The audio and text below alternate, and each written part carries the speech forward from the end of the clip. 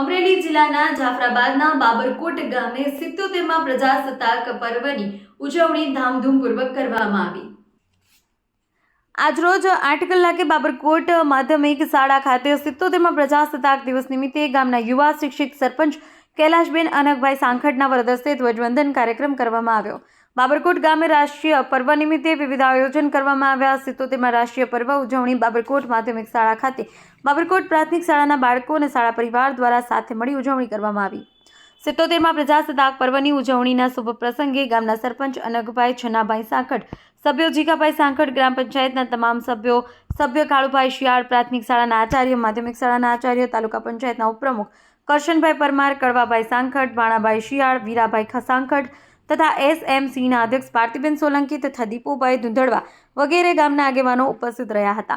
પ્રજાસત્તાક દિવસ નિમિત્તે માધ્યમિક શાળાના બાળકો તથા પ્રાથમિક શાળાના બાળકો દ્વારા વિવિધ રાસ તેમજ દેશભક્તિ નાટકો, આધુનિક યુગમાં મોબાઈલ ફોનથી થતા નુકસાનનું નાટક તથા વાહન સેફટીની સુરક્ષા જાળવણી કરતા નાટક ભજવવામાં આવ્યા। ગામના યુવા સરપંચ કૈલાશબેન અનકભાઈ સાંખટ દ્વારા શાળાના તમામ બાળકો તથા ગામના તમામ નાગરિકોને 77મા પ્રજાસત્તાક પર્વની શુભેચ્છા પાઠવી હતી। રિપોર્ટ ભૂપત સાંખટ, જાફરાબાદ, અમરેલી।